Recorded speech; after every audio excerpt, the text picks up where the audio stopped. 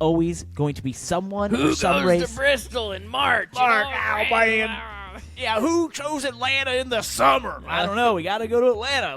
Like,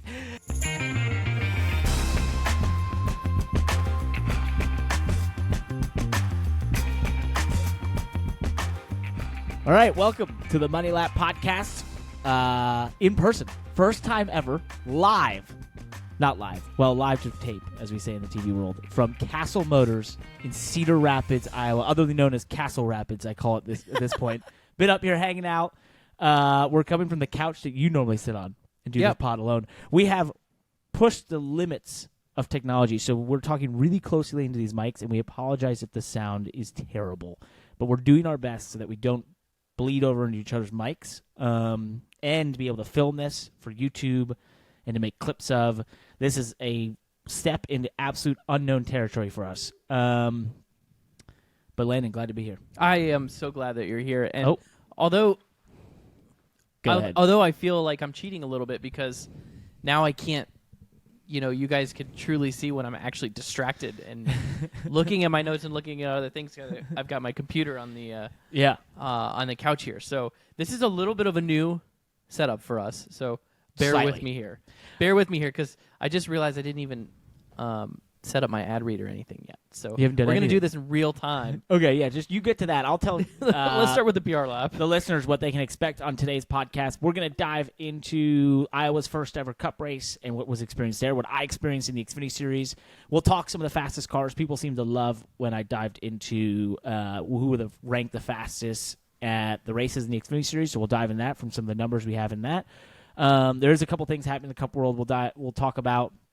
We will talk. Oh my gosh, we have a dog coming in here, by the way. This is going to be a wild one. We'll talk F1 and some things about Renault maybe pulling out, or Alpine basically not having their engines. There's a doggy I wish I could put on camera, but I can't. I don't know what this doggy's name You is. can't move it. This is Sinatra. Sinatra.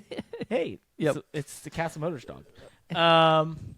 We're going to talk the super license and some controversy there of what's going on in a young 17-year-old, and, of course, all the drama in IndyCar and a new driver announcement, which will be fun. So all that and more, but as we mentioned, we start with the PR lap, and we've got some new reviews. On Apple, we're on our quest to 200 reviews, and we have got a new one. It's pretty simple. It's 5 stars. It's titled Greatest of All Time, ? June 12th, 2024, from Austin Worsham. Listening to the Money Lap is like listening to Beethoven and Mozart collaborate and compose one of the greatest pieces in history. The world needs to hear the greatness that is the Money Lap. Wow. Woo. That one gave me chills. I love it when I could tell that they put it through ChatGPT. AI wrote this one. That looks really, that's well written. Thank you, Austin, Yep. for writing that review. Spotify, Jonathan, we got a mailbag question. Oh. Mail time here. Do cities, states lobby for slots for their tracks on the schedule, like New Hampshire Motor Speedway coming up in a week past? Is a week past Laconia Bike Week, essentially extending a massive tourist draw. Do others do this too? I think that the local municipalities maybe. I mean, they definitely kind of get together with the track promoters, the track builders. Yeah. Have through the years, and there's been tax breaks and stuff like that to incentives to build these facilities. Yep. I don't know about hosting the events. I mean, I think they probably provide similar support for hosting events like this like they do any other sporting event that draws massive crowds. So, police, security, what are you doing? I'm trying to get it so I can lean back with my mic. Okay. You're getting situated the same way that I always have to get. I just have my spot that I go to now in the couch. You're like, oh shoot, we just started the pod. Yeah. But now I realize I'm not comfortable where I'm at. So while he's talking, I'm gonna readjust myself. I do believe there's lobbying. I think all of that is taken into consideration. I've actually been privy some of these talks and sort of how this goes down with schedule building, and all of those things are taken into consideration. Weather is taken into consideration. And that's why one of the jobs I envy the least in all of NASCAR and motorsports in general is building the NASCAR schedule. Not choosing the tracks. I would love to choose the tracks. I'd love to choose the cities. But actually, when you get down to the logistical design, You're never going to get it right. You'll never get it right, and you'll never satisfy everyone, and you'll never. And it's like almost always going to be someone Who or some goes race. to Bristol in March? Yeah, who chose Atlanta in the summer? I don't know. We got to go to Atlanta.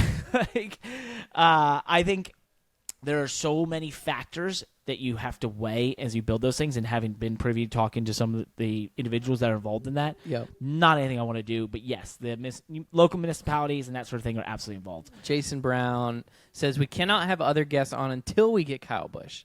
You know what? Actually, we got a surprise for you later because we are making this happen. It's today. Today is the day. So just bear with us here to the end of the pod. Yep. Next one here. We definitely have him. YouTube. You guys, this is Blaze Michael 7872. You guys are great. Always love hearing from current drivers as well as the unfiltered stuff. Please keep it up. I'll listen every week. That's Blaze. Blaze. We're unfiltered. I like that.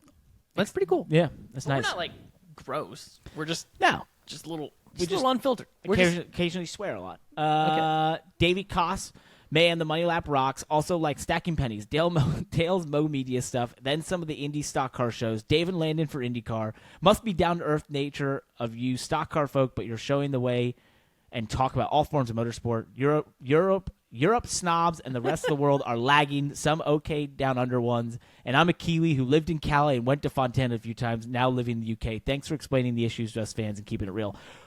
Wow, Davey. that was a lot in one. It was a lot. Thank you, Davey. Yeah, appreciate it, Davey. Well, you know what? Thank you. By the way, don't forget we have a camera. Is that the camera? Yeah, that's the camera. You can go there. That's where we are.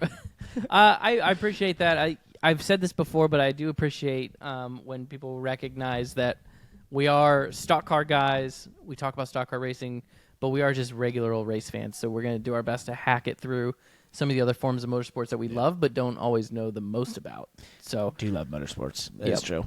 So, I like, speaking of things that people don't typically know about, what do they not know? The diecast industry. The diecast industry. You know, as a child growing up, we used to go to the mall, in the basement of the mall here at Lindale Mall, which you've driven past now that you spent 2 days with me here in Cedar Rapids, Iowa. In the basement of Lindale Mall was a diecast Castle store. Rapids, by the way. Castle Rapids, you call it. Yeah. There was a diecast store down there, and it was, I don't know what it was called, NASCAR collectible, something, whatever. They don't do that anymore. We never used to have that stuff until SpoilerDiecast.com. No way. SpoilerDiecast.com is your source for high-quality diecasts and apparel. Look no further than Spoiler Diecast, one of the fastest-growing companies in the industry. Parker, sitting right here. Yeah. Let me tell you. At SpoilerDiecast.com, they have over 1,100 products in stock. They are growing their collection. They have exceptional service, and they have free shipping, Parker, on orders over $20. Yes. Believe it or not. So you can enjoy a smooth and affordable shopping experience with SpoilerDiecast.com. And also, on top of that, they have, bringing back the whole mall thing, a brick-and-mortar store now in Fort Wayne, Indiana. So SpoilerDiecast.com, go to the website. But if you're in Indiana, which you may have been for May, go to Fort Wayne, check out the brick-and-mortar location. They're growing their offerings. Like I said, 1,100 products in stock. IndyCar, F1, NASCAR, dirt sprint cars. They're race fans just like us. Go check it out. We will be in the NASCAR world in Indianapolis in July. I'll be racing the Xfinity Series race. And it's the Brickyard 400 back. So if you're in town, go check them out. SpoilerDiecast.com as well. Always go on there for your diecast and racing memorabilia needs. Also, we got our diecast still on there. 48 Spike Light Coors Chevy is still on there. So sweet. Go get it. Let's talk some racing here from Iowa, in Iowa. We stuck around longer than anyone else in the Cup Series. Not really, because you went back to Charlotte. I did go back to Charlotte, went to a sim session, then flew back here just to hang out with you. So, yeah, no, this it sounds like I stayed here the whole time. I didn't. I actually have flown back and forth. I just loved it so much I came back. First time ever at the Cup Series. With the repaves in the middle of the corners, there was a huge amount of conjecture going into this weekend about how this was going to be terrible. Cup couldn't pass. The track was going to be just terrible. Harvick had a totally cold take on that. He had really cold at this point. Turned out probably one of the best short track races in next gen history. Can I take a little bit of credit though? Did you think that? Did I not make a call leading into it? I can't remember now. I'm pretty sure I did. We don't have Josh, by the way, with us on this, so we're going solo right now. Totally solo. We don't even know if this thing is recording right now. No, we have no idea. It may not even be recording.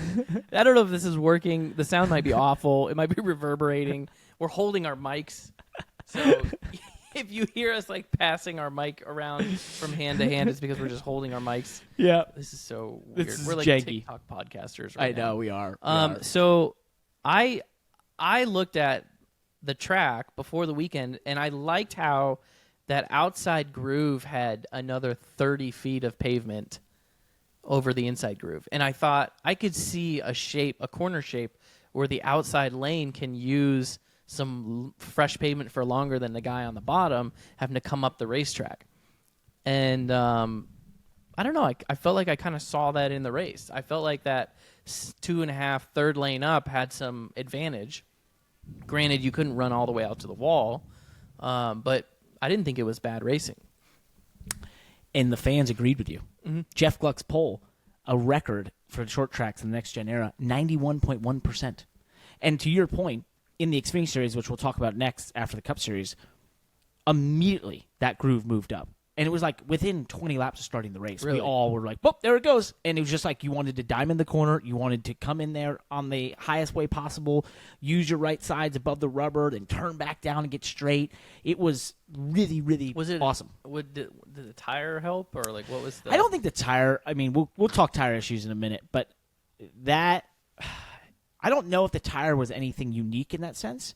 I think that track is just a well-designed track in terms of its shape and its banking and that sort of thing. And so the bottom is just really difficult to make work because you have to pinch off the corner. And the way they paved it, to your point, they didn't go all the way on the bottom of 3 and 4. Right. And on the bottom of 1 and 2, the way that corner is designed, it never allowed you to run down there predominantly because you can't get the throttle down and have that much wheel, and the car kind of reloads up on the exit. Right. And so it was just the perfect storm of, you added all this grip, so we were never going to get out of the patch.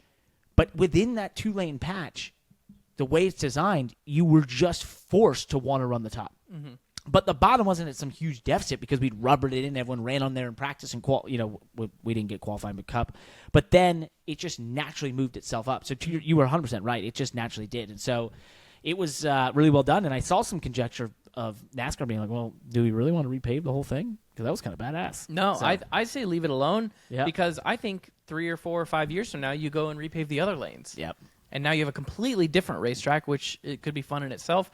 And the track could get in this weird cycle where they're paving different parts of the track. Like, I've never seen anything like that before. No, it's unique. Right? So I think that NASCAR and Iowa Speedway have the opportunity to do something that really makes that track unique. Yep. They paved one part of the track. Let's give it 3 or 4 years of age, pave the other part of the track, and then give it another 10 years, pave, or like whatever the schedule is. So the next time we show up, if they go like 2-3 years and then pave the wall, it's my dream of where a racetrack would have a lane that's just at the wall. Just like Darlington almost, but Without because the there's one lane. Yeah. And so you're just on the wall. You can't get off it, and you're having to force each other up.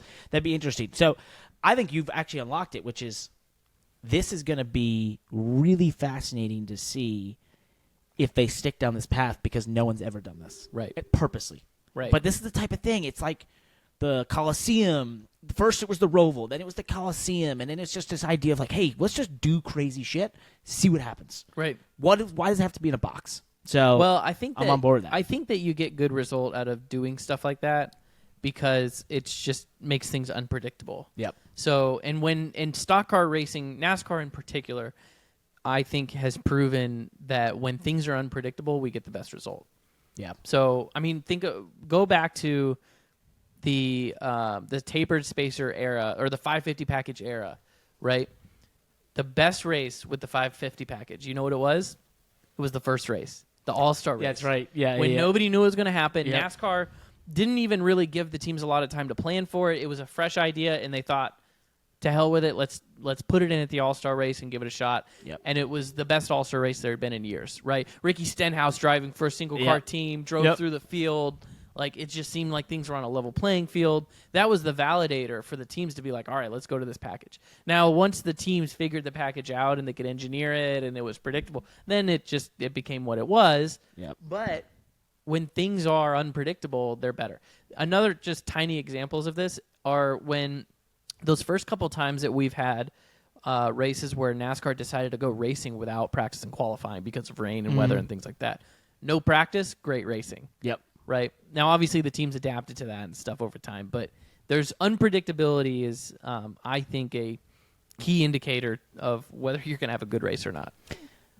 It's like variability, unpredictability. Any that you can throw creates the ability, or creates not so many abilities, creates the opportunity for stuff to happen. It neutralizes any built-in advantage people have. Yeah, and preparation. Right. It's like rain. Rain is the great equalizer in motorsports. Right. Because you can't plan for it. You can't. You can only do so much. You don't know what it's going to do. You don't know where their water. Exactly. Now, granted, if Formula One chose to wet the track every single week, that'd be different, and made every single race in wet weather, whether it was raining or they wet the track, then the teams would they would be, experts. They're already experts, but I'm just saying they would become wet weather specialists. It would look like dry racing. It would look the same. It would look like dry racing. And what's so funny is that had been discussed before. I want to say about 15 years ago, that was discussed about putting sprinklers around the tracks and wetting them artificially. Make more entertaining races? Make more entertaining races. Yeah, but it wouldn't be. Yeah, it wouldn't be anymore. I think they all came to that same conclusion. They were like, we'll all figure it out, so it won't be any different. Let's move on. We didn't get to say it last week because he announced it afterwards because it was this weekend. Martin Truex finally stopping after all the last 3 or 4 years. It's been tempting this time of year. I don't know. I might go buy a boat. If I go buy the boat, I'm not coming back. Blah blah. I think he went and got the boat maybe because he's not coming back. Yep, it's official. Yeah. Hats off to a great career for him. A true second half career. Yeah. Right? I mean, the guy went, 300 and some. How many starts did he go without a win? Like hundreds of starts. He won in his first year, 2007. That's right. Or second year. But he didn't win again until 2006 was first. And then he didn't win again for a huge amount of time. 2015? Something like that. And then has put together a Hall of Fame level career now. Between a championship in 2017, multiple championship 4 appearances, and 32, 34 wins. And this year he's like 5th in points right now, could go out of this year a champion. Yeah, which would be insane. Nobody's really done that. No. That I can think of. I can think of. So, that would be incredible. And so, and a guy, he's retiring in a position where I think he absolutely positively could race as long as he wants. Yes. Which is very interesting. He's a valuable driver. He's a good driver. In a world where we are fighting for sponsorship, he's not known to be some business wheeler and dealer. He's not on social media really. Nope. He's not that outgoing. He's just kind of him, yet he's got auto owners. He's got Bass Pro Shops. He's got Toyota is just so loyal to him for what he's done for them. The guy seemingly has all the resources he needs to continue racing. And to put this another way, and we've had this discussion and we've talked about it the last couple of years, aside from Kevin Harvick, just to the listeners out there is no driver, maybe in global motorsports, that controlled their destiny more at this sort of level than Martin Truex Jr. in the last couple of years. And it's just because he had all those partners, and they were his partners and committed to him, and so he basically could, people wondered how could he go to July or August every year and Joe Gibbs not force him to make a decision. Behind him. He had all the Right. funding. So it's like he could do whatever he wanted this time.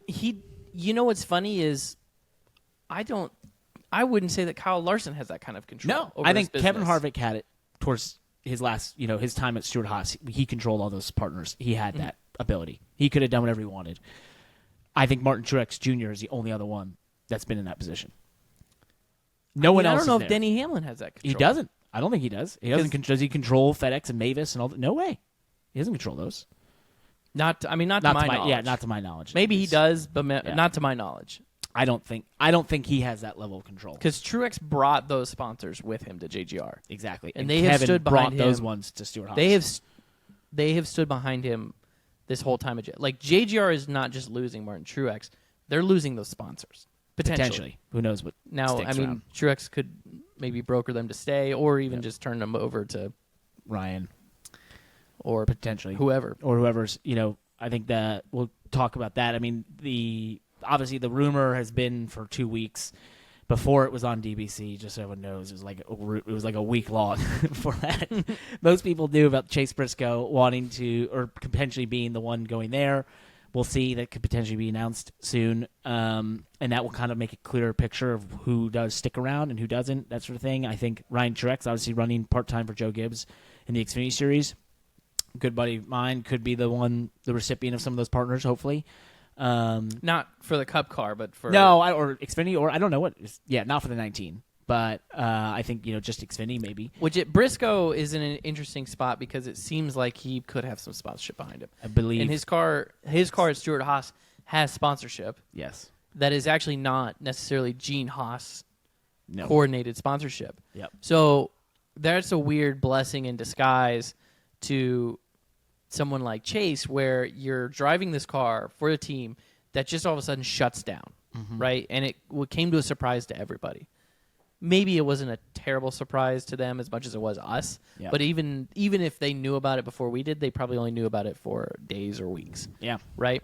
So the sponsors themselves, too, are potentially surprised, right? Mm-hmm. They may have been enjoying their time. They probably didn't have multi-year agreements, but like they're heavily invested in NASCAR, right? Yep. So the fortunate situation for someone like Chase is, hey, sponsor, we lost our team. Where should we go next? And you have a very natural like tie to that sponsor. Yep. Where I've seen this happen, and I've had this experience where the sponsor all of a sudden is like locking arms with you, going, all right, where are we going to go? And so it is possible that Briscoe, that's the blessing in disguise for Briscoe, is he lost his team but held on to his sponsor. Yeah. And if that's the case, then that will put him in a good spot.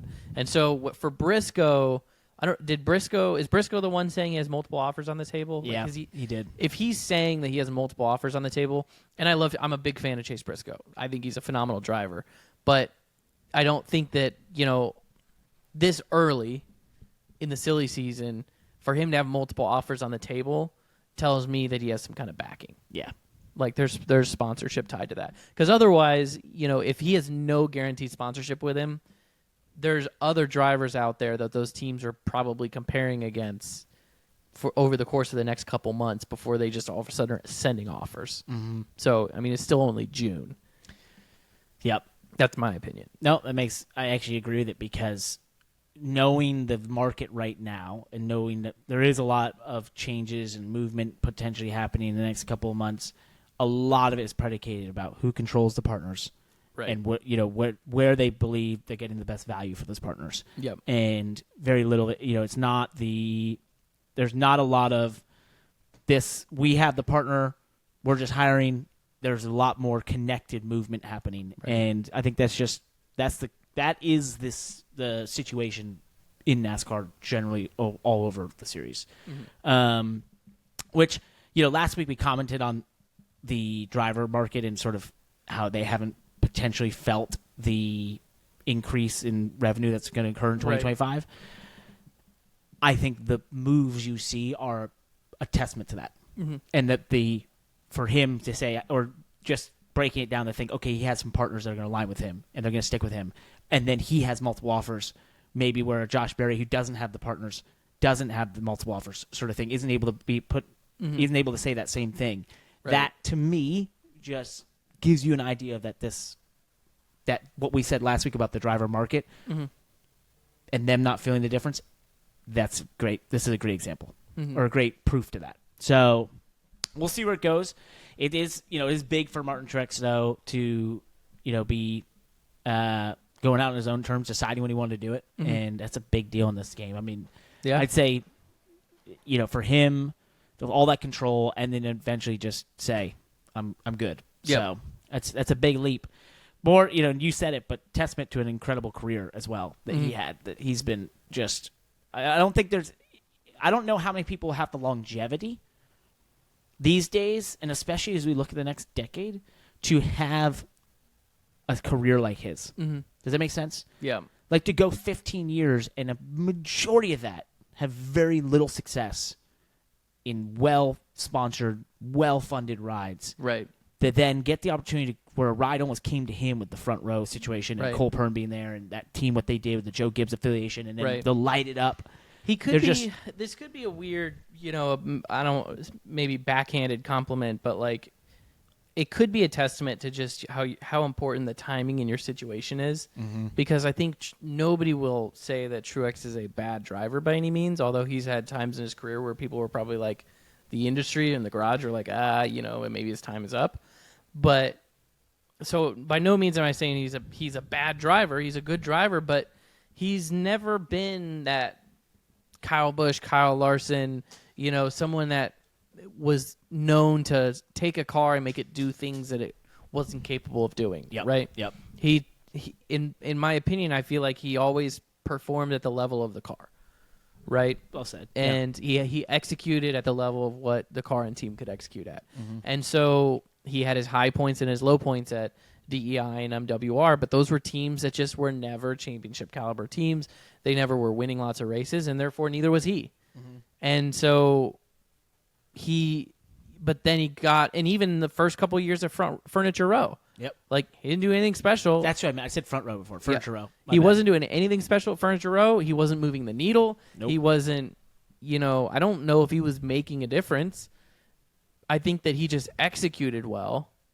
And so that maybe justifies to the team his involvement. They went from the RCR affiliation to the Joe Gibbs affiliation. Right, but he started succeeding during the RCR era. A little bit, and that's you're right. And that was because of Cole Pearn. Yep. And that team, when the Cole Pearn era started, it was like that changed the culture of the team that was around Martin. Mm-hmm. And then he started winning, right? Yep. And then it was like it transcended beyond that somehow, because even after Cole Pearn retired, the remnants of what Cole Pearn built, the culture of that team, even at going from Furniture Row to Joe Gibbs, seemed to stay intact. Yeah. Right? And so, and it's like Martin continued, and maybe now at this point it sounds like I'm just not giving him enough credit, but Martin continued to benefit from that. Mm-hmm. And I don't want to, even maybe I am, maybe I should just own that I'm not giving him enough credit, but like, I don't know. Hey, it's man, like, you get no credit. He I just think he did an okay job for the majority of his career, and then it was like all of a sudden, but maybe he got better. I mean, maybe he matured. That's one thing that we never talk about with drivers, is like how, I want to say we never talk about. We don't often point out how a guy with that kind of who spent 10 years in a cup level all of a sudden matured. Yep. Like maybe he, even after all of that experience, matured as a driver. Yeah. And became what he is today. Also, I'm going to give you a shout out. You have just put together all those words in such an eloquent way. As your phone was buzzing, there was a phone ringing over here. There was someone walking up to the window beside us, and he never let he saw the distractions and then just put them aside and kept on the thought. And I was like, I would have lost my thought 33 times right there. So for those not watching on YouTube, this is there's a lot going on around us, but it's fun to be here at Castle Motors, as we said. Little shout out to Daniel Suarez. He's now a citizen of the United States, which is pretty cool. Dual citizenship. Dual citizenship. And that's that, awesome. Seeing some of the social media, it sounds like it was like, it's a pretty big deal. Yeah, so, it's huge. I mean, like massive. A ceremony and all that stuff. Yeah. A lot of other people. Steve Phelps showed up for the ceremony, which was really cool. President of NASCAR. And Daniel, he's a great guy. Definitely in the great guy category. And I think the most amazing part about his story. Good category to be in. Yeah, that's a good one. I would wonder what that's like. His story is nuts because when he got here, I remember meeting him in like 2012, 2011 with Nelson Piquet Jr. He came over to his house. I was at Nelson's house, and he didn't speak English. Daniel? Yeah. Really? Barely spoke English. Well, sorry, and literally had to learn English, come here on a whim, not only learn English, but figure out how to talk about race cars. I didn't realize they didn't speak English. No. This is like the part of his story that's unbelievable. And, was able to parlay that into success on the racetrack. He won that NASCAR Mexico race at Phoenix. and then got the K&N ride, and it led to the next thing and the next thing, and I mean, there he was in 2016 fighting for, Xfinity Series championship, and I'm just like, wow, this guy's unbelievable. And now has obviously had a thorough Cup career already and has a lot of years ahead of him. But I think he's a really, just personally, and what he's gone through just to be here. And I saw his quote where he basically said, this country's given me so much. I'm now so proud to be a part of it. So I thought that was really cool. That is pretty cool. Yeah. Someone who's not having the best of times in the last couple of weeks, Kyle Busch. In the 8 car. Not the best finishes right now. I think they actually, funny enough, They seem like they're running well. they're running better. And, I talked about this on this pod a little bit ago, and I'm not going to go too deep because I'm too close to it, and then they'll know that I put this stuff out there because I'm obviously very close. But I've seen a lot of what's happening in RCR in the last month and a half, 2 months, and some of the things the lengths they're going to try and find performance for that 8 car.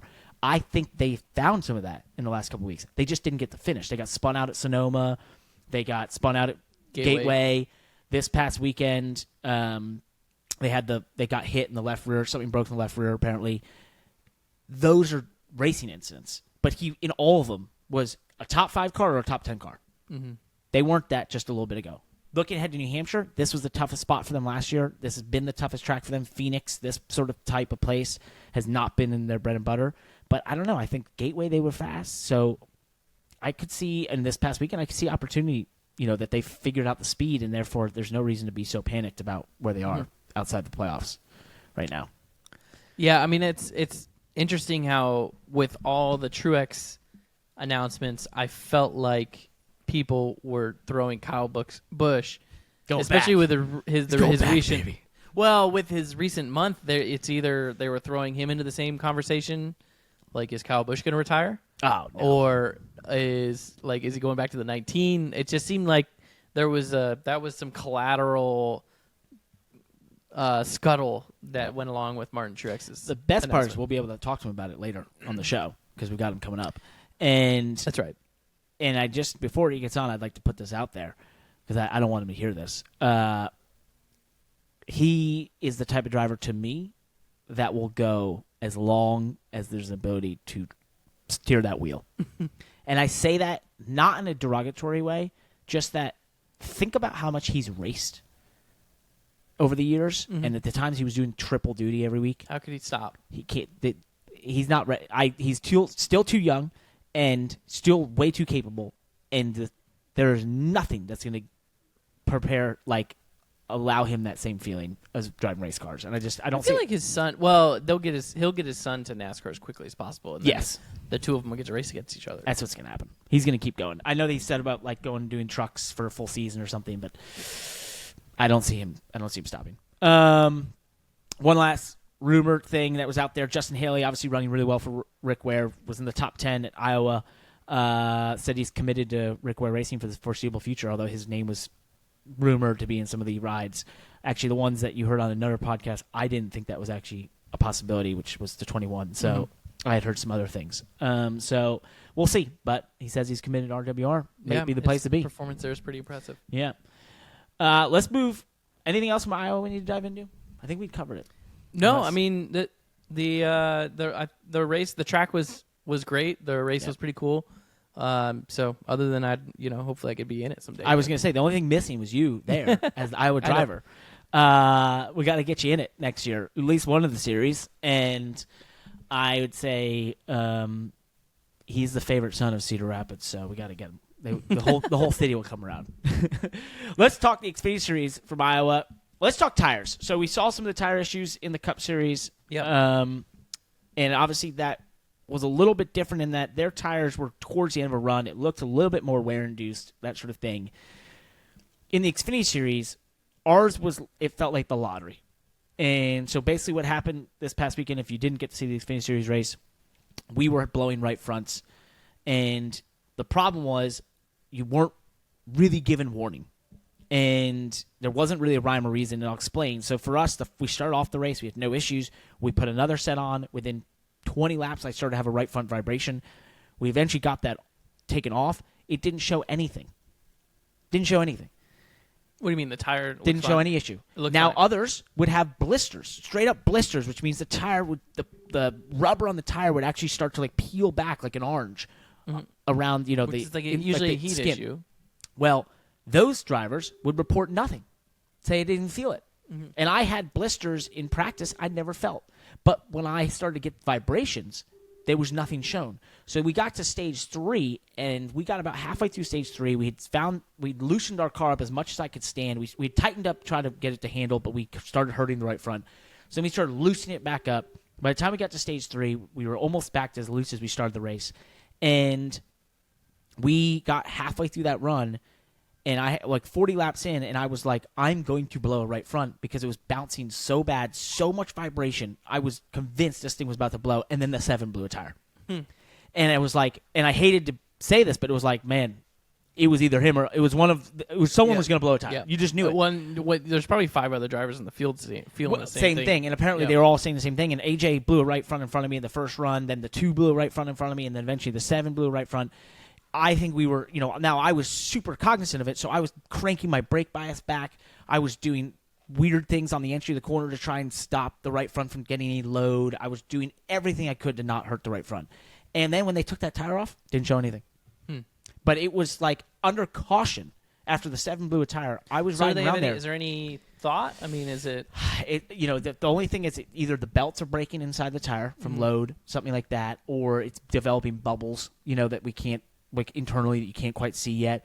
I just know that under caution it was vibrating so bad I thought it was going to blow a tire. There's something to do something that the tire was going through from old pavement to new pavement. Something, yeah. If there was like a load or a slip issue, like where the tires having like a really hard, intense moment turning into the corner on old pavement and then catching the new pavement. And, like, the bind that the tires are in. It suddenly goes and gets tweaked in a way. And I'll say this. The grip level of that pavement, the new pavement, was insane. I added more padding to my headrest padding to my right side because we were going so fast around there, which just holds my head up a little better. What did it feel like when you got off the new pavement? Then it was super slick. So, like, if you were on the bottom coming off 4, which we can talk about, like, you would just get the gnarliest slide suddenly and when you got onto the old pavement. And then from the into 1, you hit that huge bump on the entry on the old pavement, and you'd get super loose and then catch it as you got on the patch. And you would brake less, and we all fought brake shake, and I had a ton of brake shake issues because you'd brake for such a small amount of time. And then you'd get off the brake and just roll tons of speed through the center because there was so much grip. We were going 1 second faster than most of us believed we would at the end of practice. That really makes me wonder if the tire issues came from just that violent transition from old pavement to new pavement. The amount of bind that the tires were in, and then you're just automatically in such a sudden movement changing that bind. Yep. That if I had to guess, that would be it. That makes total sense. And it had to be something like that because it just seemed so random too. Like you couldn't. Yes, I started treating the tire better, but I was trying to do it in a way that that I thought was what was correct, but I didn't know. You know what I mean? Like I know I'm doing something a little different, but I didn't know if it was that different. Like that if it had any effect because I still got the vibration when I was doing as much as I could to not hurt the right front. So it's like, who knows if that was even the case. I just wanted to look this up real quick because I realized we were going to go to this next, and I hadn't gotten the chance to watch this part of the race back yet, but that's basically that last restart between Sam Mayer and Riley Herbst. There was some conjecture there. Riley was not happy with Sam. Oh, yeah. Fair or foul. Oh, that's right. Yeah. I didn't get to see this, so I'm going to look at it right now, live here on the deal. So they restart 2 to go. Riley's on the bottom. What do you feel like? He squeezed him, I guess? Or was it before that? Who was the control car? I remember this. I remember Mayer this. was the control car. So I didn't understand who was upset with who? Riley was upset with Sam Mayer. Maybe it was before this when he lost the lead. Here's what I didn't understand. Go back to the restart. Hold on, let's see something. Sorry, I know that for those on audio, you're gonna have to pull this up. If you go back to the restart and find where they were coming to the restart zone, I don't understand how Sam didn't force Riley onto the old pavement for the restart zone. Look at this. Yep. look at this. He gives them the chance to come up. Sam gave him the chance to launch on the new pavement. And Riley even hit him there a little bit. Yeah, I don't understand how Sam... Why would you squeeze him? Yeah. Wow. Sam should have made Riley launch on the old pavement. Here's the craziest thing about Sam Mayer. No one will believe me but when I say this, but literally he was struggling big time in practice. I think he was back down in the 20s in practice. And I said this internally because I just seen the one car do this. Like Texas, they was the same way. They were absolutely abysmal in practice. And then they were so bad, Sam came up to me. He was like, "What do you think my car's doing?" Like when I followed him. Because he was just like, "This thing's terrible." I was like, "You look pretty loose." But then he went and won the race. And I said when I saw he was so bad, I go, watch, the one will win this race. Then I see the last lap, and I see what's going on. I'm like, God damn, he won the race. So our race, we talked a little bit about the tires. I think the thing for us that was just difficult was having to be so loose for the long run because the car would tighten up. You'd start to abuse the right front versus how loose that would make you at the start of the run. And we ended up loosening for the last half of stage 3, thinking if we got like a 40-lap run green, we'd be perfect.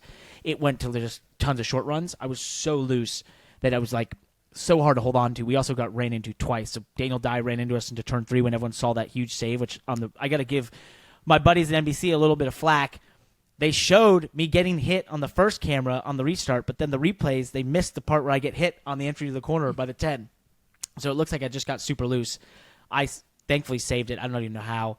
And, overall, at the end of the race, the last restart, we were going to be like 8th, and I got nailed going into turn 1 by, I think, the 43 and the 38 or something, and that took away our chance of finishing like 7th or 8th. So we got used up twice, which hurt us, but, we were probably an 8th to 10th place car.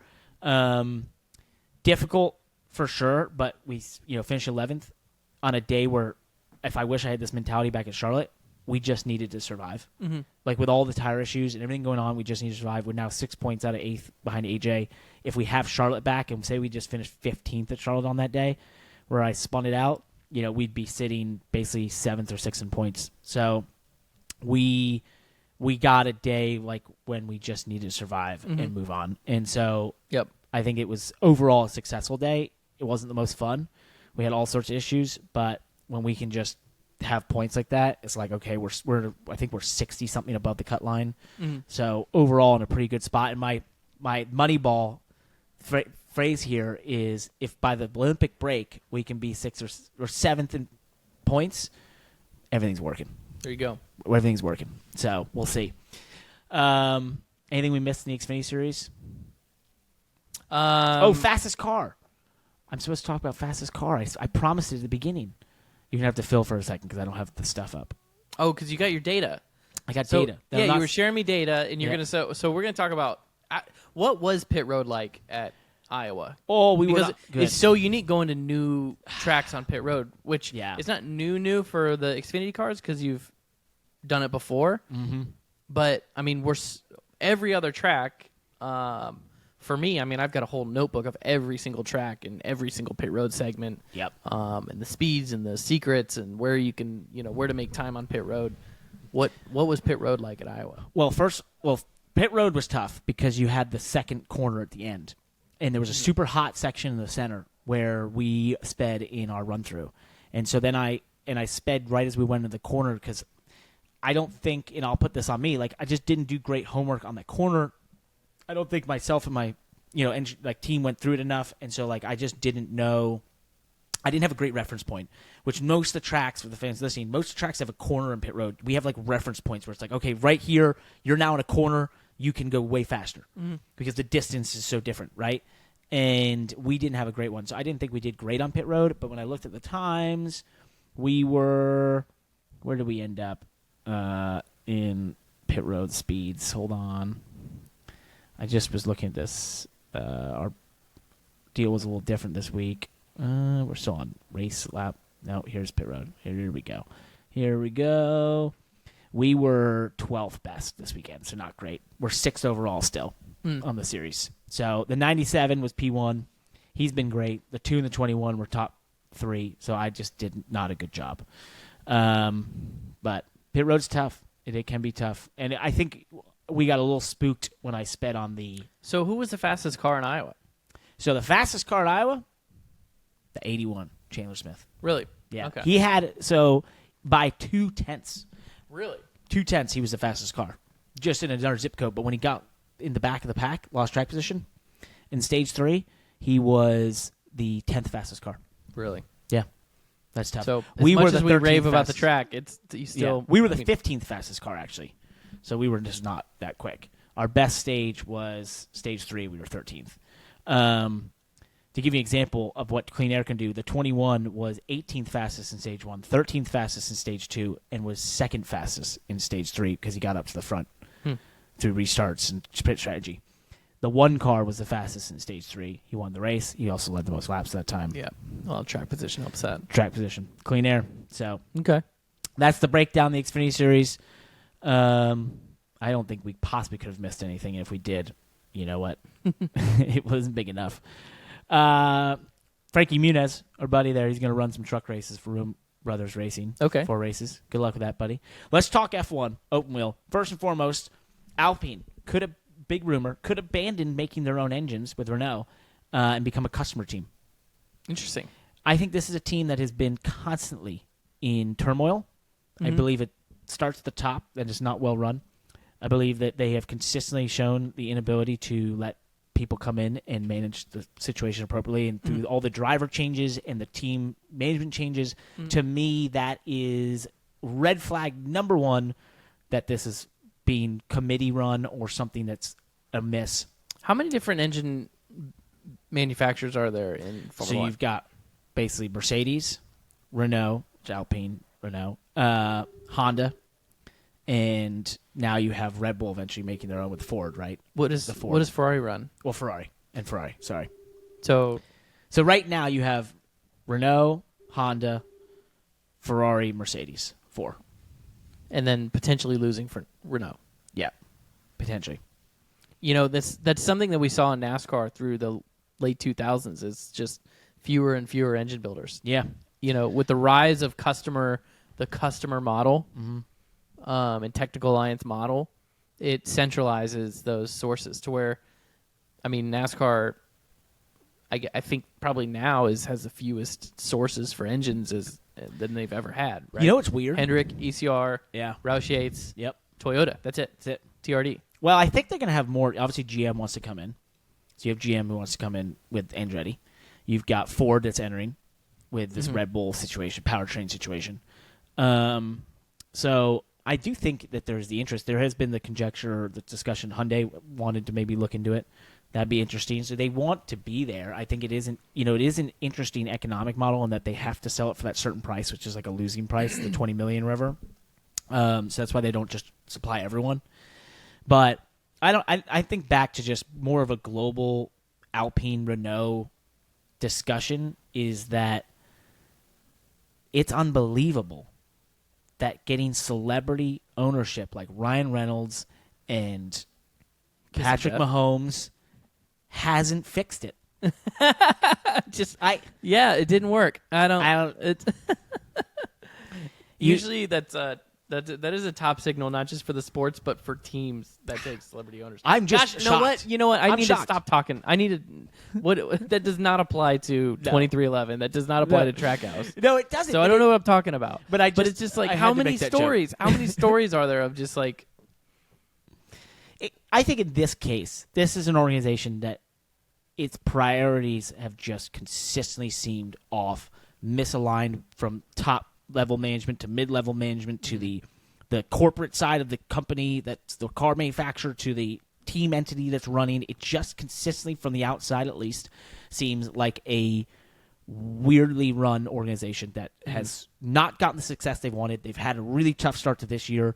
This has been a tough season. I think it's not surprising to hear rumors of them saying, hey, we might want to leave this thing. So we'll see where it goes. What is going on with... You want to talk super licenses? Yeah, I want to go on. I want to see what's going on with Kimi Antonelli. Yes. The 17-year-old who is he officially approved? Or is this just rumored that they're saying? So it sounds like they're going to make this change to allow 17-year-olds because of this Kimi Antonelli character who... I think put Kimi Antonelli aside, not Kimi Räikkönen. to me, this is a Toto Wolff sort of grasping at this want to find Max Verstappen 2.0, right? Like this is like the 17-year-old driver that by the time he's 22, he's the greatest of all time. And remember who started his first F1 race at 17? Max Verstappen. Right. And won at Spain. Mm. This is I'm going to find the next Max Verstappen. Right. Watch this. This seems a little bit blown over. It reminds me so much of post Jeff Gordon, early 90s NASCAR. Find the next Jeff Gordon. Right. I don't know if they ever found the next Jeff Gordon. Like, there's only one Jeff Gordon. There's one Jeff Gordon. There's one Max Verstappen. There's one Lewis Hamilton. You're not going to replicate that. Well, I think but the thing about the next Jeff Gordon conversation is that Jeff Gordon changed NASCAR. Max Verstappen, in a lot of ways, to be that young and to be as fast, it was like a once-in-a-generation talent. Like, yeah, but he changed. Jeff Gordon had a hand in changing NASCAR's culture. Yes, I don't think Max Verstappen changed F1's culture by any means. I think it's just mechanically or strategically the idea of putting someone extremely young in an F1 car. Yep. And knowing that by the time they have experience, they're also insanely young still. Yep. Right. So. And I don't know if that was the strategy from the get-go. Maybe the strategy that just might be how it turned out. I think it's how it turned out. I think Max surprised everyone. I think he was. I remember that. But to think of being 22, 23, 24 years old with 5, 6, 7 years of F1 it's Joey experience. Logano. Think about Joey Logano. Right. I mean, he's literally our age. Right. But by the time either of us probably got to Cup, he had already been years there. Right. And actually, that's a perfect example because JGR almost paid for Penske's investment. Yeah. Right? Well, in Penske Logano. got the payoff. Penske got the payoff. Like, JGR made all this huge investment in Joey Logano, this 18-year-old driver, and they thought that he was like this phenom. And when he didn't win for them and they didn't build the team around him the way that they should have, they gave up on him, and he was only 23 years old. Yeah. And then Penske was like, and Brad were like, thank you, we'll take that guy, and he's going to win a championship. Yeah, like all right. So, obviously in F1, Max Verstappen started at a young age. Now, he won right away. Yeah, he did. But second start, or what was it? The first, it was at Spain. First one for the Red Bull. In the Red Bull, he won. But he, obviously we all know what he is now and what he's accomplished in the last several years.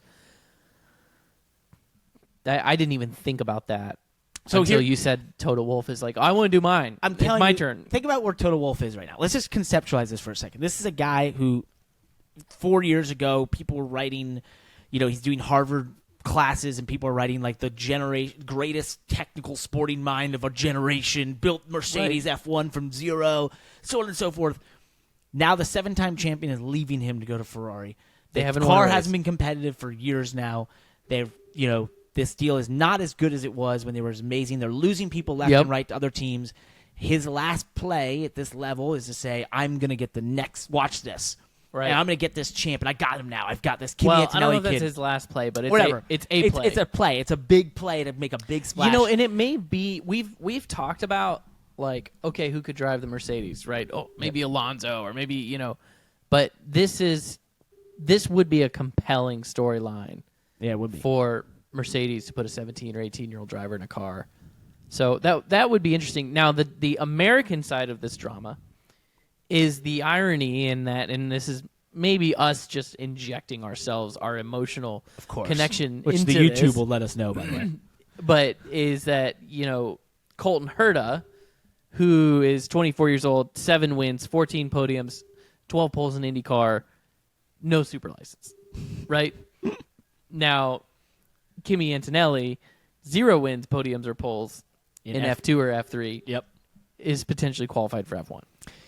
That part, to me, is just hilarious. Because if you ever want to know how much influence a guy like Toto Wolff can have within the interior of this is all you need to see. That'd be like not giving, SVG approval to race Cup because but giving an Xfinity driver not Frankie Muniz. It'd be like giving like Frankie, who's done a couple starts here and there, be like, hey man, you're in. But SVG, you're gonna have to work for it, bud. You're gonna have to come run NASCAR. It's like, come on, ridiculous. So we'll see where that goes. I mean, and nothing against Kimi Antonelli. This kid could be the next Max Verstappen for all I know. I have no idea. I've barely ever seen the guy race because I don't watch F4. But No idea. No idea. But I saw when he tested Imola and such, and I was just like, oh my gosh, here we go. Like, this is going to be. And I guess I maybe had a similar thought. I remember when Max was coming up, I felt like I was skeptical. I'm always skeptical because there's very few data points to say, and this is, I think, all sports, but I think in motorsports especially, very few data points to say, like, this is the next big star, once-in-a-generation talent. Mm-hmm. Because the competition level in the lower series, especially at the time Max came up, can be so variable and so have such a delta between young drivers at that time and team level and amount of money that they have behind them and support, amount of testing they're getting and that sort of thing that you just don't know until they get to the top level. And at the top level, everyone there is a professional. They're getting the same amount of resources and effort. And so it's sort of like, okay, now we can evaluate. He obviously proved to be amazing talent and generational talent.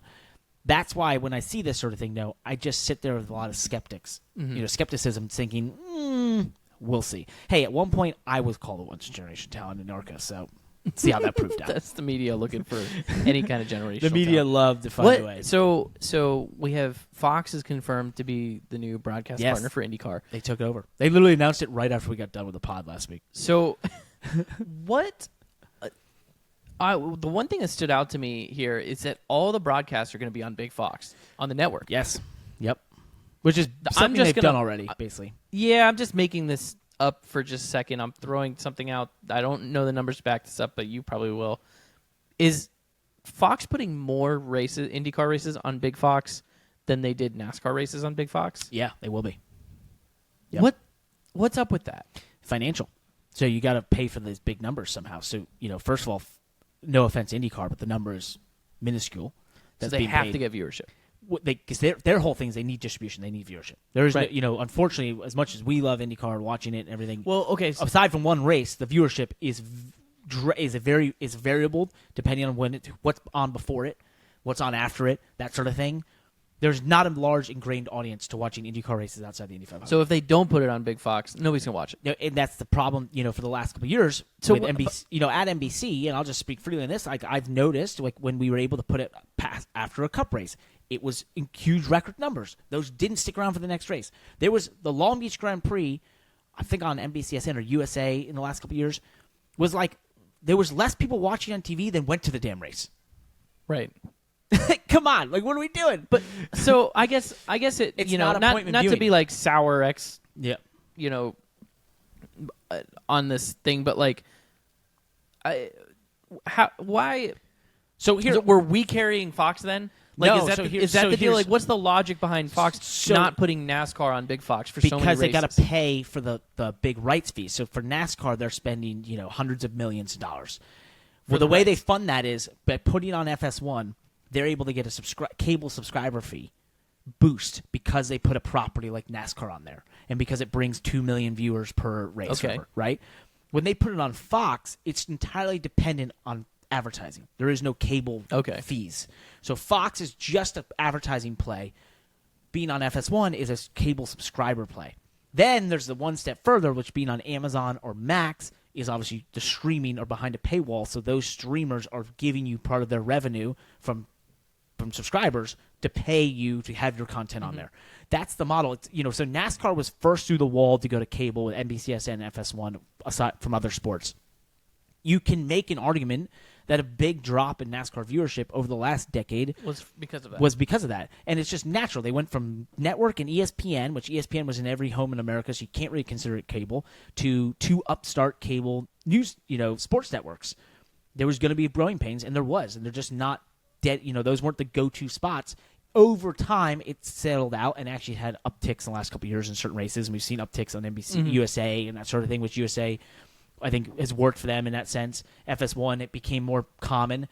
I think, this is the deal, though. But in all sports media right now, and the discussion that NASCAR Cup went through was, do we go for distribution on network or take more money for being behind paywalls and on cable. Right. And that's the discussion every sports entity is going through all the time, besides the NFL, because the NFL can do whatever it damn wants and could broadcast on the moon and 100 million people would watch and it doesn't matter. And it's like they'll find it and they'll watch it and it doesn't matter. And they have a lot of games. Everyone else has to figure it out, including the NBA and golf, and all of them are going through this time in conjecture trying to figure it out. Where IndyCar identified this network play was with NBC the last couple of years, where a lot of it was on network NBC. And for them, I was like, that was so genius because it's their best chance to get eyeballs. that's the best chance. They just need eyeballs. They got a great product. They got good sponsors that are built on B2B and all this stuff. And it's like you just get more eyeballs. And it's the only thing you could need to fix. And so I think this to me was super smart. The biggest part, I think, though, put the races aside, they are going to have all of their practice and qualifyings on FS1 and FS2. They haven't had practice and qualifyings on cable even. Oh, for it's been years. on Peacock. It's been on Peacock, and Peacock does well, but still, people have to go find it, and for a series that just doesn't have a big ingrained audience, that's a tough thing. So, Supercross does amazing on Peacock. It's incredible because it has such a dedicated audience. NASCAR will do fine on streaming because it's dedicated big audience. IndyCar needs to find its audience and struggle for that. So I think this was super smart all around in that sense. And, I think NBC has done the Indy 500 broadcast, and I'm not just doing this as a homer who's worked for NBC. I just think it's one of the most incredible motorsport broadcasts there is every year. Makes me nervous to put it in the hands of somebody else. I honestly, and I feel the same way, and I'd say this if I was or were not. I mean, that Indy 500 broadcast and the way they do the last hour build up to the end of the race and the post, when Elio won and they left just the mics open and you could hear the screaming and the fans, and it was just like, this is unbelievable television. I hope there's that same level given to it because they just do they've done an unbelievable job, and it's a lot of the people I work with. Will Mike in Joy NASCAR, be in the booth for the Indy 500? I don't know. Yeah, I know. Who would be? I think he could be. I think he probably wants. I don't know, but I bet how he much he wants loves motorsports. He does. I bet he wants to. I bet he wants to do it. That'd be cool. I mean, that's nostalgic wise. It's cool. Lee Diffie to me is the voice of IndyCar right now, but he. I think he's. I mean, I would love to hear Mike Joy in the booth for the Indy 500, but Lee Diffie calling the. Yeah. The action. to hear that action called, the energy that team brings, the energy of an IndyCar broadcast on NBC is pretty special. So yeah. Speaking of IndyCar stuff, we have another driver at McLaren, Nolan Siegel, announced to be the driver. I can never say his name right. Theo Poucher. I can't do it. I don't know why. I can't do it. The other guy, Theo. I heard it a million times at the race in Detroit, and I still couldn't say it. I literally, if I have to go broadcast anything with that guy in it, I'm gonna have to walk up to him and be like, "Look, I'm sorry, I don't know what the tone is."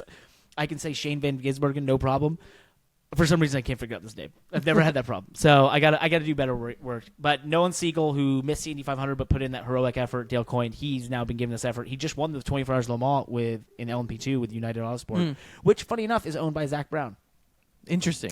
Yeah, and now he's driving for McLaren IndyCar, which is run by Zach Brown. Yeah, wonder how that works.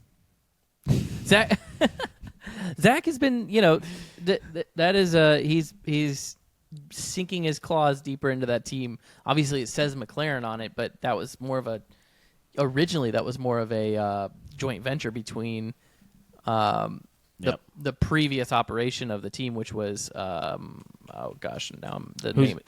name is drawing a blank. Before McLaren? Yeah, before McLaren. SPM, Sam Schmidt. Yep. Sam which Sam is Schmidt, still, Arrow. none of that still hasn't really changed, right? I think Sam Schmidt is still involved with it. Right. Slightly. So, but it just seems like, obviously it's all orange and Zach technically, Brown. I've driven for this team, by the way. Oh, really? So when I tested an Indy Lights car back in 2014, that was Sam Schmidt. I drove the 7 Lucas Oil car, which was famous. The team Sam Schmidt car. became Arrow McLaren. Became Arrow McLaren. So I have been one of the drivers at this place. So to add to the craziness of all this and this race team, Theo Poucher, man, I'm never going to get that right, had a tweet that said, "Man, I can't believe I'm going to race on the legendary Laguna Seca this weekend. Can't wait to be there for the Grand Prix of Monterey. IndyCar." That was taken hours before, and now someone has released this shirt that says Montoya crossed out, Palou crossed out, Rosenqvist crossed out, Palou crossed out, Malukas crossed out, Callum Ilott crossed out, Pourchaire, I'm never going to get it right, crossed out, and now Siegel with the number 6 at McLaren. That's pretty wild. Good luck. Good luck, Nolan. We wish you the best. People seem to be really hyped on him after his Indy 500 effort. Now won the Le Mans, so we'll see what he's able to do over there at McLaren. Our boy Connor Daly is going to race ARCA at Mid-Ohio. I am so pumped for this. Let's see it, baby. Let's see. I just want to see Connor Daly in victory lane in a stock car. Yeah. That is going to be... I think he could do it. Who's he driving for? Rhett Jones, the 30 car. Same team that did the Xfinity race with Noah Gragson at Charlotte. They got a chance? I think he's got a chance. Yeah, I sent him my notes. So last year he did the truck race there. I sent him my notes. Okay. These are very detailed notes from when I won there. Literally corner by corner, brake zone by brake zone, gear by gear. These notes are written out. Let's do it. I sent them to him. Who will be and I his said, competition? Hey, man. Who will he have to beat in an ARCA race at Mid-Ohio?